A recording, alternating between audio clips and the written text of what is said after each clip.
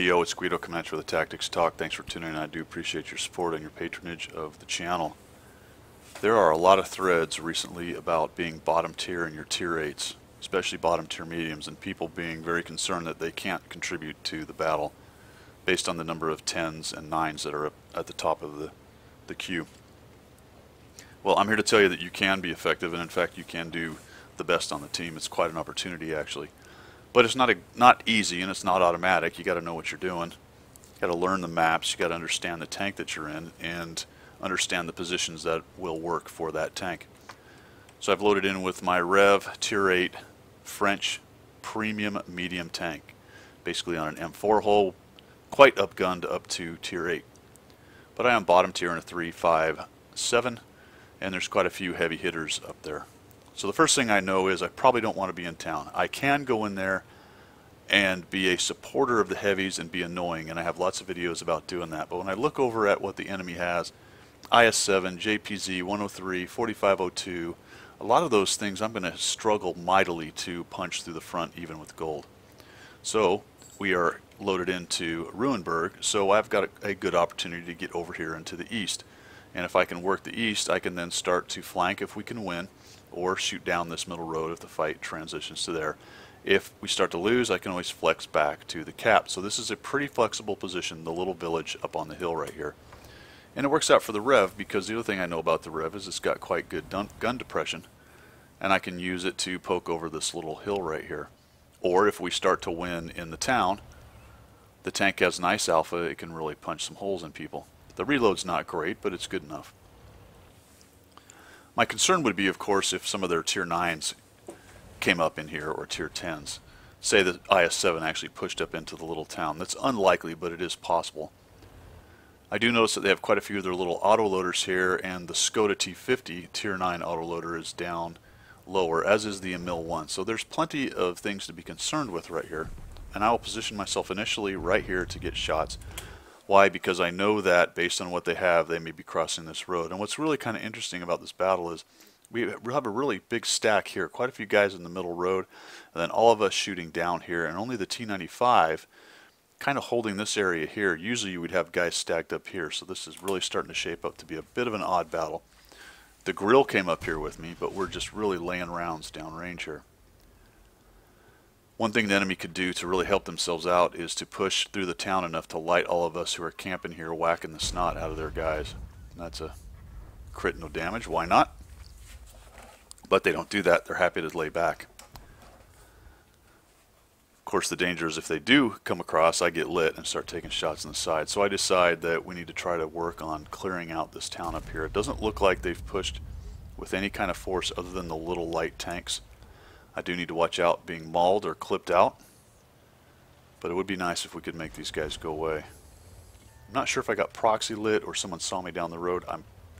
Could be one of either actually. The Batchet is down there and the 1390 is close. I can use these buildings. I think I actually hit him on this shot right there. He just disappears right in front of me. A couple bushes between us. I'm not able to spot him. But you can see that we've got quite a few tanks stacked up here. So that's the other part of being effective in a medium as a low tier medium, is when you start to move forward, be careful, but don't overextend. I've got lots of friends here, so now I'm just trying to find out where's the enemy, where can we start to hurt these guys. It would be really nice to break up this flank because we have a serious problem down here. 1390 is not looking at me, so of course I have time to zoom in and just shoot him. Now he knows I'm there. 4202 is going at him. See if I can get a shot on him. He actually pops up and shoots me with that thing's gun dispersion.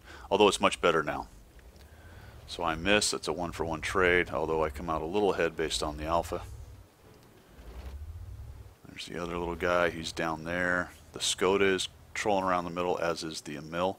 And we have really kind of taken the top village right here. And that is good as long as we can use it to start punishing these guys.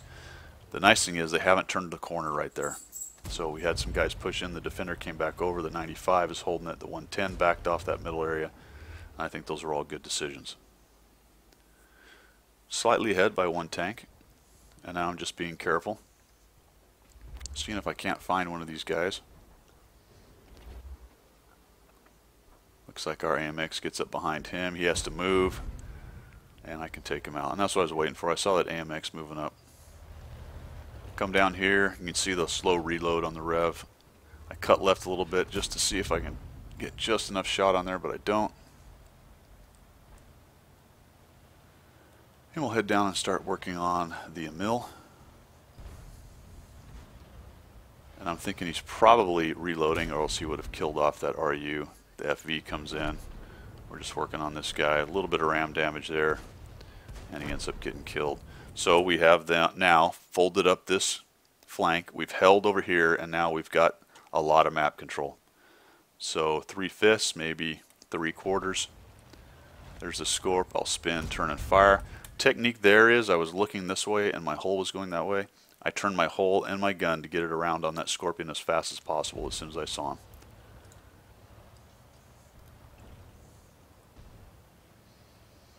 And now we're coming around behind him. These guys are going to be in big trouble. FV gets hammered. Come around.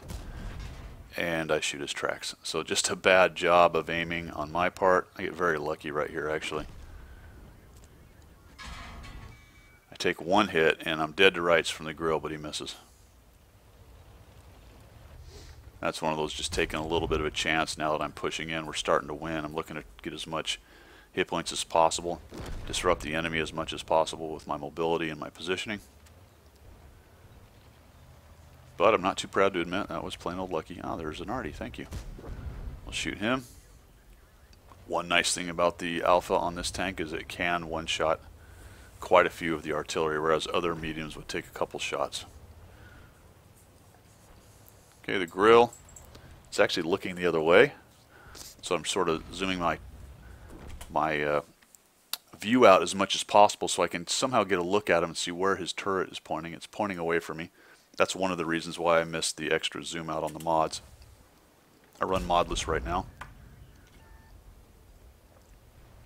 Roll a 340, not so great. I make a mistake here. I come around and stop. I aim in, which is fine. I track him, which is fine, but I should have just charged him. He wasn't looking. Should have auto-aimed him, came right at him. I would have got a little ram damage in there as well, so I left a few hit points on the table right there. That guy gets a ram. I hit him. Not able to track him. Would have liked the assist damage, and he ends up dying right there. So I'm number 1 in experience, number 3 on damage in this game.